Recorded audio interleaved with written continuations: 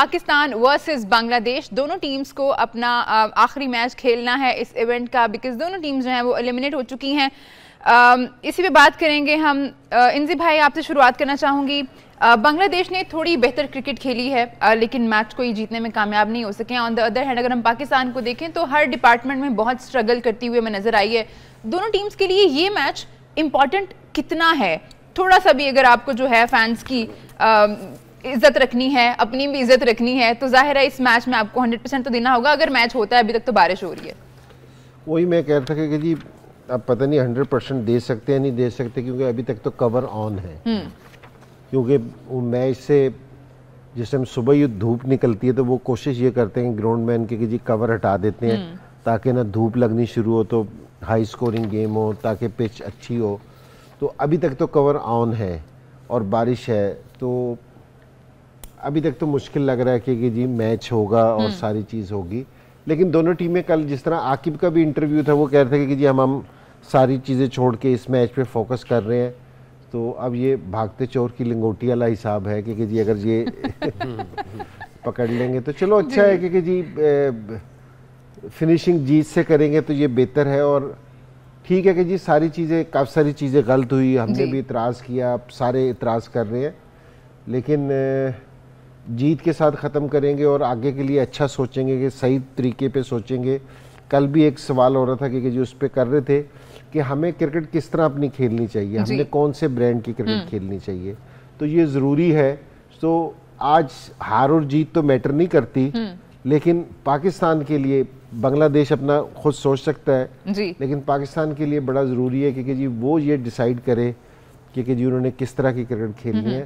اور میں یہ کہہ رہا ہوں کہ جی اگر آپ بنگلہ دیش کو بھی دیکھیں نا, افغانستان کو بھی دیکھیں, تو وہ دوسرے برانڈ کی کرکٹ کھیلنا شروع ہو گئے.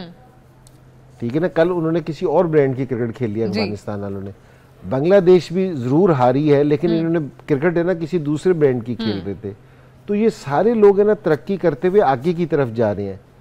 تو ہمیں بھی سوچنا چاہیے کہ جی ہم کہاں کھڑے ہیں.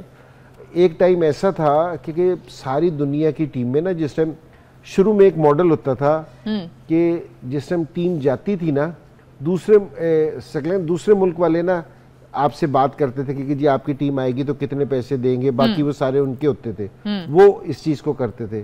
تو پاکستان ٹیم کی ڈیمانڈ ہے نا ساروں سے زیادہ تھی کہ جی پاکستان آئے گی, کہ جی ہر جگہ کہ جی وسیم اکرم تھا, وقار تھا, سکلین جس ٹائم دوسرا ہے تو سکلین کو ساری دنیا دیکھنے واسطے تیار ہوتی تھی, دونوں ڈبلیوز کو دیکھنے واسطے تیار ہوتی تھی, ہمارے اوپنرز کو کھیلتا ہوا دیکھنے واسطے. تو ساروں سے زیادہ ڈیمانڈ تھی ساری ٹیمیں.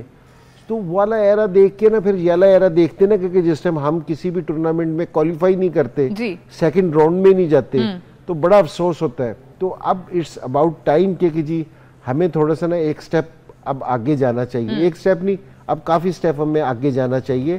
ہم ایسی ٹیم نہیں ہے کہ جی ہمیں نا 7ویں 8ویں 9ویں نمبر پہ ڈیزرو کرے, ہم ٹاپ کی ٹیم ہے. اور مجھے امید یہ ہے کہ اگر ہم تھوڑا سا بیٹھ کے سوچیں گے, تھوڑا سا اپنی سمت کو صحیح کریں گے, تو ہمارے ملک میں بھی کوئی ٹیلنٹ کی کمی نہیں ہے, ہم واپسی والا اپنا مقام لے سکتے ہیں. سکی بھائی ٹیسٹ چیمپئن شپ کا اگر پوائنٹس ٹیبل دیکھیں تو ہم لاسٹ پہ ہیں.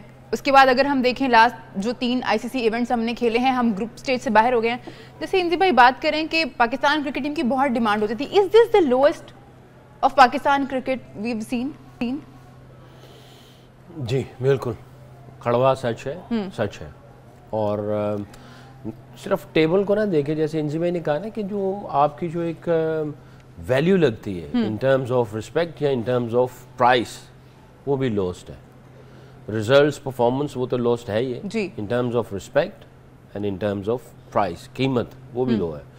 اور اگر جو ہے یہیں پہ رہے تو پھر میرا نہیں خیال کہ رسپیکٹ کو گین کرنا اور اوور نائٹ تو ہوتا کچھ نہیں ہے. اور آپ کی پرائز جو ہے وہ بالکل ہی دیکھیں نا, آپ ICC چیمپئنز ٹرافی ہو رہی ہے اور انڈیا کہاں بیٹھا ہوا ہے, ان کی اپنی مانی جا رہی ہے. وہ کرکٹ بھی اچھی کھیل رہے ہیں اور باقی چیزیں بھی اچھی کر رہے ہیں.